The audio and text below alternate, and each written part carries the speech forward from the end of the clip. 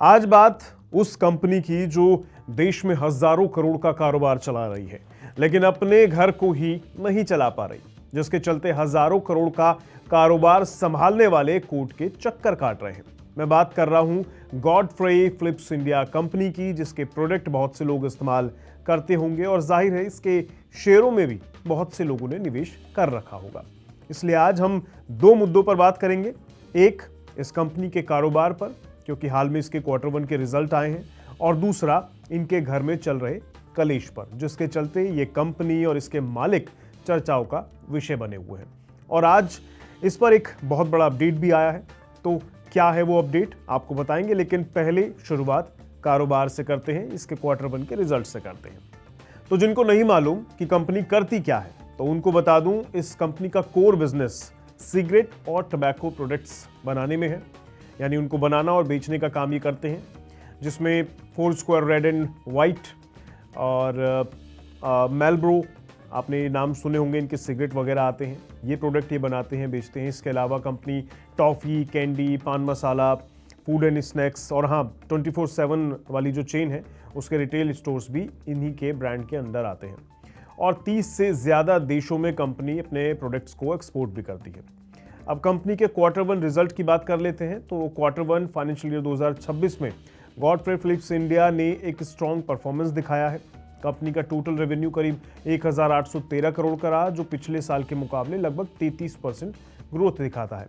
Profit की बात करें तो कंपनी का नेट प्रॉफिट करीब 356 करोड़ का रहा, जिसमें लगभग 25% से लेकर 55% तक की year on year basis growth देखने को मिली है।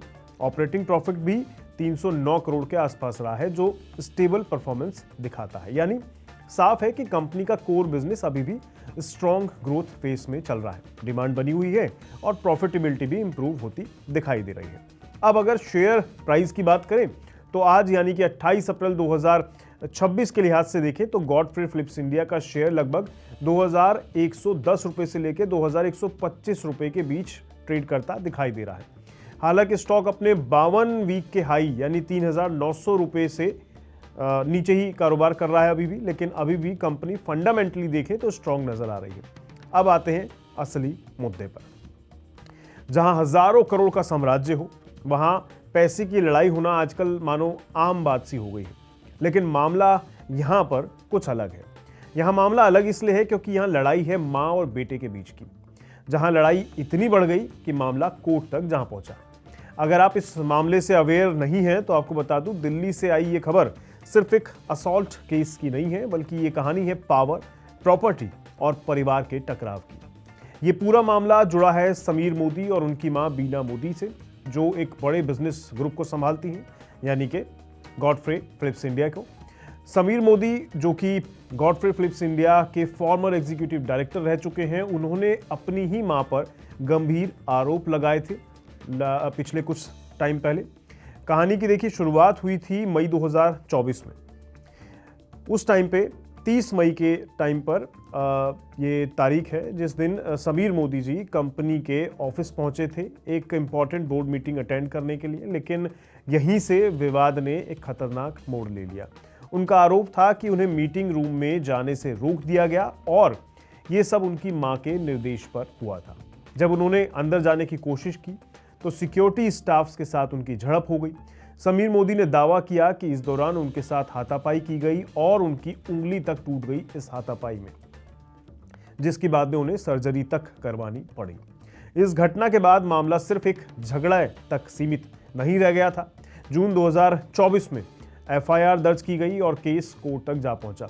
आरोप लगे बीना मोदी पर और उनके अलावा कुछ अन्य लोगों पर, जिसमें सिक्योरिटी पर्सनल आते हैं उनके, और साथ ही सीनियर एसोसिएट्स भी आते हैं जो शामिल थे इसमें। धीरे धीरे ये मामला एक हाई प्रोफाइल फैमिली डिस्प्यूट में बदल गया।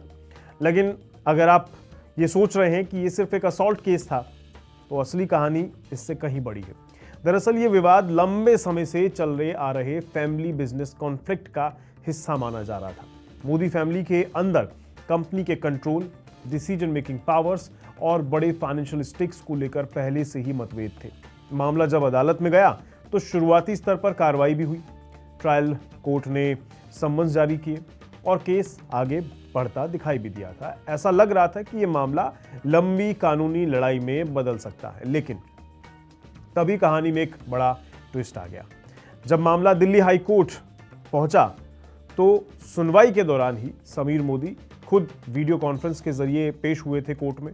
उन्होंने अदालत में साफ साफ कह दिया कि वो अपनी शिकायत को वापस लेना चाहते हैं। यह बयान इस पूरे केस का टर्निंग पॉइंट बन गया। कोर्ट ने स्थिति को देखते हुए कहा कि भैया, जब कंप्लेंट करने वाला ही खुद से केस आगे से वापस लेने की गुहार लगा रहा है, वो आगे नहीं बढ़ाना चाहता, तो दोनों पक्षों के बीच लगता है समझौता हो चुका है, तो इस केस को जारी रखने का कोई मतलब ही नहीं बनता। इसके बाद अदालत ने इस पूरे मामले को खारिज कर दिया, यानी केस को पूरी तरह खत्म कर दिया। इस समझौते की कोई विस्तृत जानकारी आप अगर कहें तो सार्वजनिक रूप से तो सामने नहीं आई है।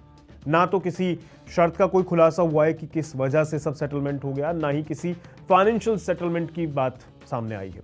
लेकिन इतना जरूर है कि समीर मोदी के कंप्लेंट वापस लेने के बाद कानूनी लड़ाई ये वाली यहीं खत्म होती है। अब यहां सबसे बड़ा सवाल ये उठता है कि क्या वाकई ये विवाद पूरी तरह खत्म हो गया? इसका जवाब इतना सीधा नहीं है, क्योंकि ये सिर्फ एक क्रिमिनल केस था, जबकि फैमिली और बिजनेस से जुड़े बड़े मुद्दे अभी भी वहीं के वहीं हैं, जो पता नहीं खत्म हुए कि नहीं हुए। अक्सर ऐसे हाई प्रोफाइल मामलों में एक केस खत्म होने का मतलब ये नहीं होता है कि पूरा विवाद ही खत्म हो गया है। बाकी अगर कुछ आगे होता है, आने वाले वक्त में होता है, तो जाहिर है वो भी सामने आ ही जाएगा, पता चल जाएगा। खैर, उम्मीद यही करते हैं कि इस झगड़े के खत्म होने का इम्पैक्ट कंपनी के शेयरों पर पॉजिटिव ही पड़े। बाकी आपका इस मुद्दे पर क्या कहना है? आप अपनी राय हमें नीचे कमेंट बॉक्स में साझा जरूर कर सकते हैं। आज के लिए इतना ही। नमस्कार।